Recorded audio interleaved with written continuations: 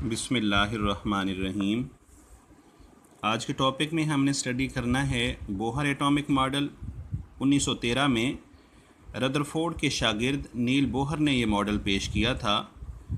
اس کا فقط مقصد ردرفورڈ کے ایٹامک ماڈل میں پائے جانے والے نقائص کو دور کرنا تھا۔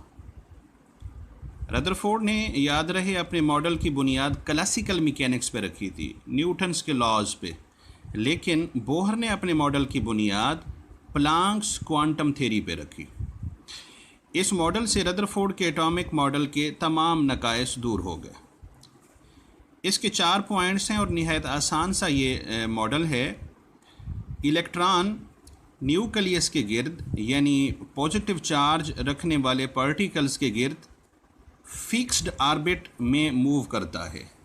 یہ نیوکلیس ہے، فرض کر لیں یہ لیتھیم کا ہے۔ پہلا شیل ہے، اس میں اگر الیکٹرانز موو کر رہے ہیں، دوسرا شیل ہے، اس میں الیکٹران موو کر رہے ہیں، یا کوئی بھی ایٹم ہے اس کے نیوکلیس کے گرد الیکٹران فکسڈ آربٹ میں موو کریں گے، وہ اپنے آربٹس کو کبھی نہیں چھوڑیں گے۔ نمبر 2، الیکٹران جب تک فکس آربٹ میں ہوگا انرجی ریڈیٹ نہیں کرے گا، انرجی خارج نہیں کرے گا۔ لہٰذا وہ جو اعتراض بنتا تھا ردرفورڈ کے ماڈل پہ کہ وہ مسلسل انرجی خارج کرتا رہے گا اور جو اس کا شیل ہے وہ سکڑتا جائے گا اور بالآخر نیوکلیس میں گر جائے گا، وہ بات دور ہو گئی کہ یہ انرجی خارج ہی نہیں کرتا جب تک فکسڈ آربٹ کے اندر موو کرتا ہے۔ ہاں، جب وہ ایک آربٹ سے دوسرے آربٹ میں جمپ کرے گا اس وقت انرجی یا تو ایمٹ کرے گا یعنی خارج کرے گا، یا ایبزارب کرے گا یعنی جذب کرے گا۔ 3rd پوائنٹ ہے کہ الیکٹران جب بھی ایک شیل سے دوسرے شیل میں ٹرانزیشن شو کرتا ہے، جمپ کرتا ہے، تو اس کا انرجی ایمٹ کرنے یا ایبزارب کرنے کا جو عمل ہے وہ پلانکس کوانٹم تھیوری کے مطابق یا پلانکس ایکویشن کے مطابق ہوتا ہے۔ ہم نے پڑھا تھا E directly proportional to nu, energy of quantum, energy of photon in case of light directly proportional to frequency. تو یہاں پہ چینج ان انرجی بھی فریکوینسی کے ڈائریکٹلی پروپورشنل ہوتی ہے، یہ پلانکس کانسٹنٹ ہے H۔ Delta E is equal to E2 minus E1، higher orbit کی انرجی لوور آربٹ کی انرجی، اس کو ہم E2 minus E1 is equal to H nu بھی کہہ سکتے ہیں۔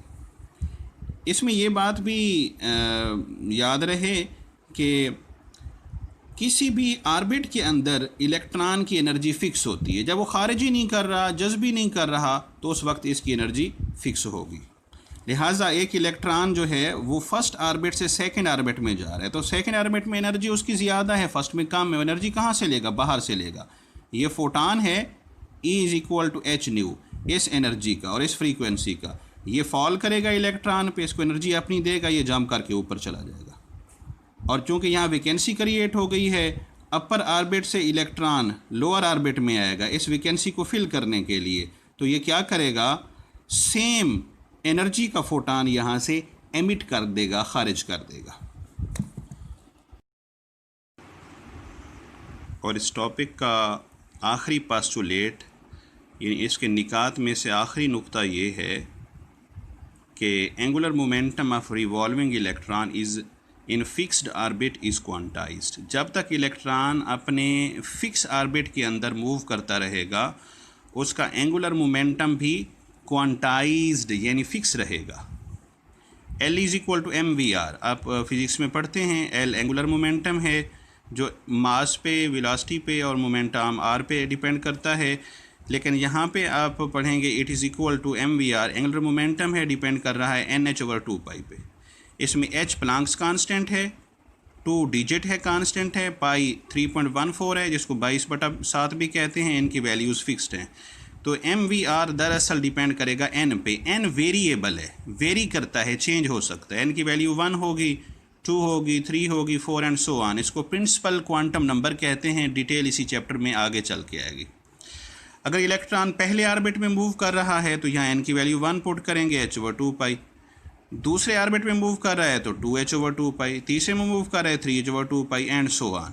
اس طریقے سے ہم کس آربٹ کے اندر الیکٹران موو کر رہا ہے اور اس کی اینگولر مومنٹم کی ویلیو کیا ہوگی ہم اس کو معلوم کر سکتے ہیں. یہ بہت بڑی بات ہے، نہ اس کے لیے پریکٹیکل کی ضرورت ہوتی ہے نہ کسی اور چیز کی، جسٹ بوہر ایٹامک ماڈل سے یہ چیز کیلکولیٹ کی جا سکتی ہے. اوکے جی، اللہ حافظ.